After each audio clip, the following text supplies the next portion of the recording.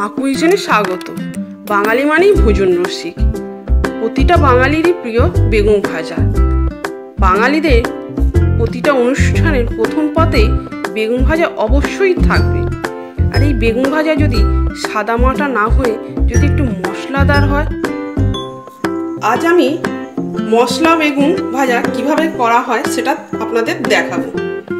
তার জন্য নিয়েছি বেসন, চাল গুঁড়ি নিয়েছি, লঙ্কা গুঁড়ো, হলুদ গুঁড়ো, জিরে গুঁড়ো, আদা গুঁড়ো, আমচুর গুঁড়ো, কালো জিরে, তেল, সর্ষের তেল। চলুন এবার মশলাটা প্রথমে তৈরি করি। তার জন্য এই যে বোলটাতে আমি বেসনটা ঢেলে দিলাম। এবার চাল গুঁড়িটা দিয়ে দেব।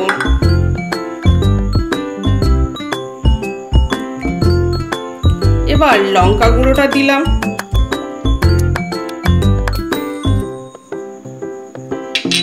হলুদ গুঁড়োটা দিলাম, জিরে গুঁড়ো সবই 1 চামচ করে, আদা গুঁড়ো, আমচুরটা যারা আর কি টক জাতীয় জিনিস খেতে ভালোবাসেন তারাই ইউজ করবেন, দেবেন। আর যদি টকটা আপনি আমচুরও নিতে পারেন কিংবা লেবুর রসও দিতে পারেন। এবার কালো জিরে, বেগুন ভাজাতে কালো জিরের গন্ধ একটা অন্য মাত্রা দেয়। এবার নুন দেব স্বাদ অনুযায়ী, আপনি যেমন যতটা নুন পছন্দ করবেন দেবেন। আমি 1 চামচ দিচ্ছি এতে। আর একটু সামান্য সর্ষের তেল দিলাম। এবার এই মিশ্রণটা ভালো করে তৈরি করব।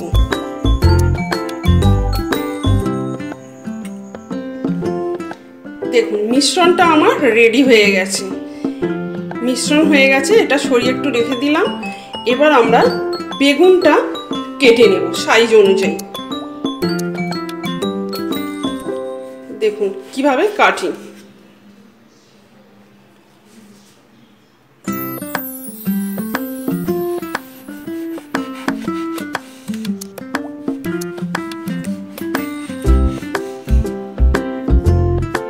ঠিক পাতলা পাতলা করে গোল গোল স্লাইস করে, বেশি পাতলাও নয় আবার বেশি মোটাও নয়, ঠিক এই রকম সাইজে থিকনেস অনুযায়ী আপনারা বেগুনগুলো কেটে নেবেন।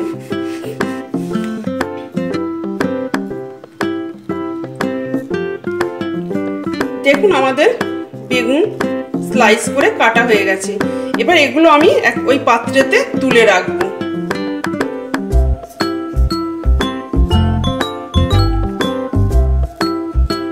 এবার আমি এতে কি করব, নুন দিয়ে একটু মাখিয়ে রাখবো, কারণ এর ময়েশ্চারটা বেরিয়ে আসবে, মানে ভিজে ভিজে ভাব একটা হওয়ার জন্য।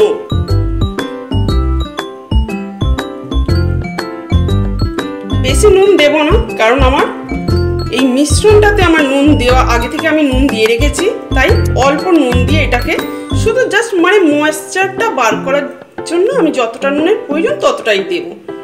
দিয়ে এবার এটাকে মাখিয়ে রাখবো, মাখিয়ে মিনিট 5 রেখে দেব। এবার এই বেগুনগুলো আমি এই মিশ্রণে ভালো করে চেপে চেপে কোটিং করব।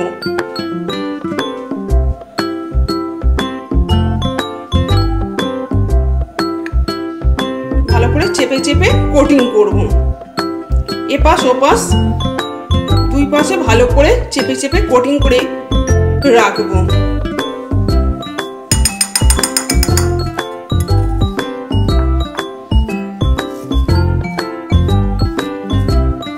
এইভাবে আমি প্রত্যেকটা আমি করে নেব। দেখুন কিরকম ভিজে ভিজে বা ময়েশ্চারটা বেরিয়েছে। এই ময়েশ্চারটা যদি না বেরোয়, এই শুকনো মিশ্রণটা এতে আটকে থাকবে না, তবেই ধরবে। এরকম আমরা চেপে চেপে কোটিং করব। এইভাবে আমরা প্রত্যেকটা তৈরি করে নেব। দেখুন আমার কোটিং করা হয়ে গেছে। এবার আমি 5 মিনিট এটাকে রেস্টে রেখে দেব। হ্যাঁ, যতক্ষণ এটা রেস্টে থাকে আমি অন্যদিকে একটা প্যান বসিয়ে আমি এটা গরম করে নেব। প্যানটা গরম হয়ে গেছে, এবার আমি সর্ষের তেল দেব। এবার আমি গ্রিস করে নেব, এটাকে ভালো করে গ্রিস করে নেব পুরোটা। একটু বেশি করে তেল দেবেন, দিয়ে গ্রিস করে নেবেন। দেখুন প্যানটা গরম হয়ে গেছে, এবার একে একে আমার বেগুনটা আমি এর উপর বসিয়ে দেব।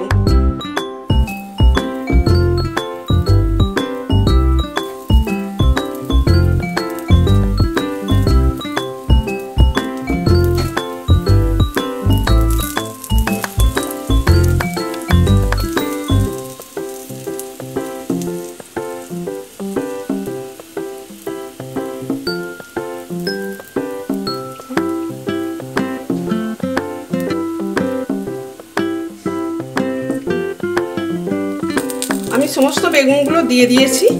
এবার এর ওপর একটা লিড চাপা দিয়ে দেব, কেন বেগুনটা একটু সিদ্ধ ভাবটা আনা খুবই জরুরি। ভিতরটা সিদ্ধ হয়ে গেছে, এবার আমি লিডটা তুলে বেগুনগুলো একটু উল্টে দেব।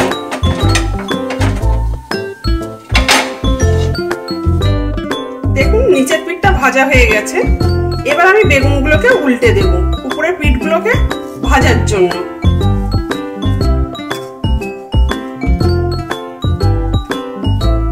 এইরকম ভাবে সব বেগুনগুলোকে আমি উল্টে দেব। এবার আমি একটু তেল দিয়ে দেব, এইভাবে তেলটা ছড়িয়ে দেবেন।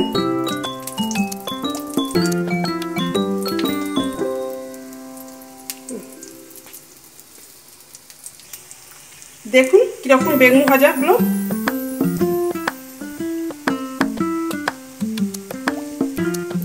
ভাজা হচ্ছে।